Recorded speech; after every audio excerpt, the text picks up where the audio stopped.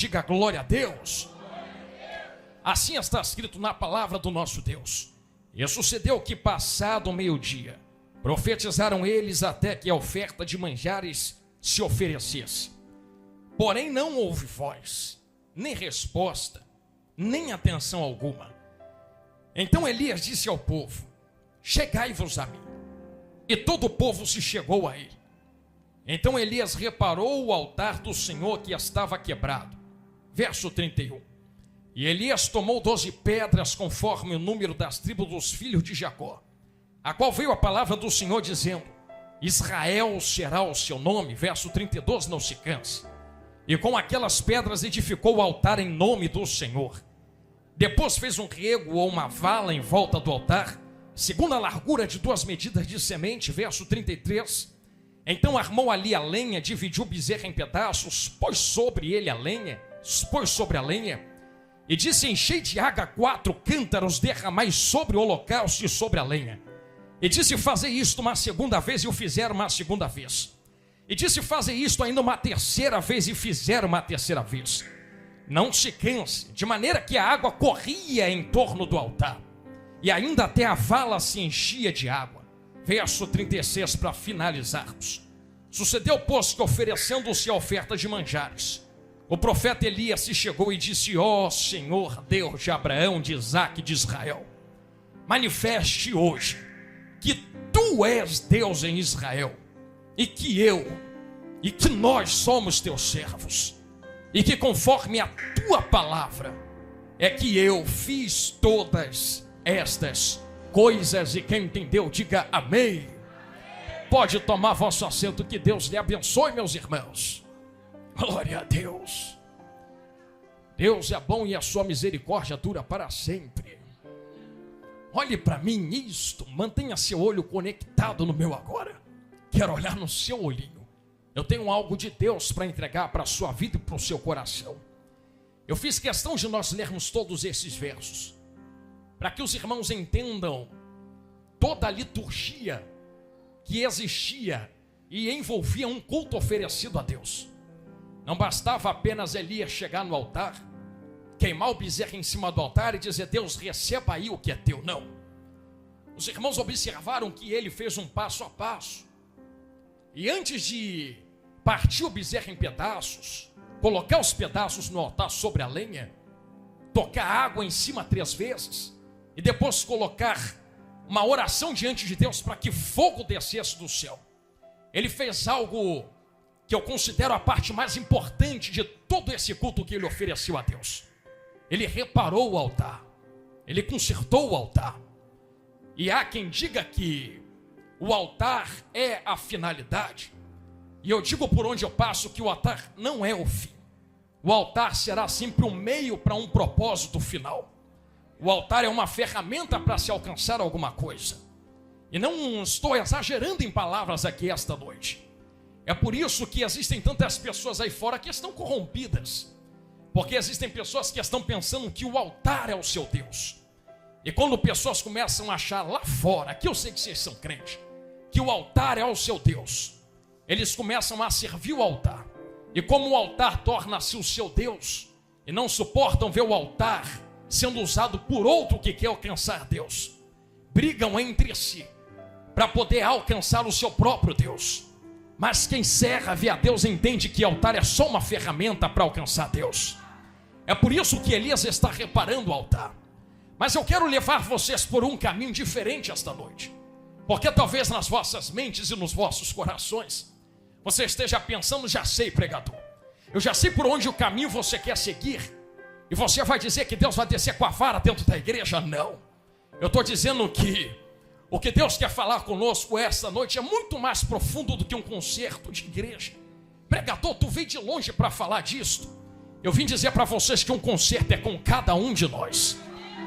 Desde este que fala contigo desse altar, a quem ouve aí de baixo, quem está no som, quem está nos instrumentos, quem está em pé ali atrás, quem está no som, quem está, ali na escada. Pregador, por que você disse isso? Porque no Antigo Testamento o altar se revelava como algo físico, irmãos. Era necessário você pegar algo fora e colocar sobre algo físico fora para que Deus respondesse. Só que você sempre vai ver dentro da Bíblia vários altares sendo levantados para Deus. E se você com carinho em casa depois, não precisa ser agora, pegar a Bíblia para ler, você vai perceber que holocausto, que é exatamente o que Elias está fazendo, teriam 4 ofertas a serem oferecidas a Deus. A primeira oferta poderia ser de uma pombinha, a segunda oferta poderia ser de farinha, a terceira oferta poderia ser de cordeiro, e a quarta oferta poderia ser do bezerro, que é a qual ele está oferecendo. Deus havia colocado uma possibilidade para qualquer pessoa oferecer algo para ele. Se alguém olhasse para Deus e dissesse assim: Deus, eu quero te ofertar, mas não tenho dinheiro para comprar um bezerro e entregar no seu altar. Sabe o que Deus falava? Não tem problema. Se você não tem nível para alcançar um bezerro, eu abaixo um pouco, você pode me oferecer um cordeiro. Aí alguém inventava a desculpa: não, meu dinheiro não alcança o cordeiro. Eu abaixo mais um pouco, você pode me dar uma pombinha. Não, Deus, eu não tenho como comprar uma pombinha. Então eu abaixo mais um pouco. Tira da tua comida a tua farinha e entrega no meu altar, porque essa será a adoração a mim. Jonathan, você está falando de dinheiro? Não. Eu estou dizendo que Deus sempre deu possibilidade de fazermos alguma coisa para Ele. E existem pessoas que sempre dão desculpas para Deus: Deus, eu não consigo. Mas observou que Deus sempre ofereceu vários caminhos para que pudéssemos entregar algo no altar dele. Deus, eu não alcanço o nível que fulano alcançou. E Deus diz: nunca te pedi para alcançar o nível de fulano. Eu te pedi para entregar o que está dentro das tuas possibilidades. Porque tem gente que olha para pessoas que oram demais, que pregam demais, que cantam demais. Se você vê alguém marchando no meio desta igreja até o findar deste sermão, você vai dizer: nossa, eu queria ser igual fulano marchando assim. E quem disse que Deus quer que você seja igual fulana, ciclana, beltrana? Se tu não pode dar o bezerro que ele ou ela está oferecendo, por que tu não diminui para um cordeiro, para uma pombinha, para uma farinha e entrega alguma coisa para Deus aqui dentro esta noite? Tem gente que vai sapatear, tem gente que vai dar um pulo da cadeira igual o pastor Silvio acabou de dar. Mas tem gente que diz: não, eu não consigo dar pulo. Mas tu tem uma lágrima, tu tem um glória, tu tem um aleluia, tu tem uma língua estranha, tu tem uma marcha, tem ou não tem? Tu tem um levantar de mão para colocar no altar. Tu sempre tem alguma coisa para oferecer a Deus. Então, com carinho, irmãos, não me venha com essa desculpa de que tu não tem nada para entregar para Deus aqui esta noite. Ah, Jonathan, você está falando isto porque você não está passando o que eu estou passando. Então vem de Bíblia comigo, porque eu quero te inserir dentro do texto. Nós estamos olhando para Elias reparando o altar. E o altar que Elias está reparando, consertando, não é o altar que foi se oferecido o sacrifício um pouco antes. Existiam 2 altares no texto. Um era o altar para Baal, o outro era o altar de Deus. No altar de Baal, você leu comigo, eu fiz questão de ler contigo o verso 29. Não houve resposta, não houve voz, não houve nada, a ponto de Elias, um verso antes, olhar para os profetas de Baal e zombar deles, e dizer assim: grita mais alto, porque quem sabe o Deus de vocês não esteja dormindo. Mas quando chega a vez de Elias, eu vou falar isso aqui com calma. Primeira coisa que ele faz é começando a reparar o altar de Deus. E aqui começamos a entender o nível que Israel estava.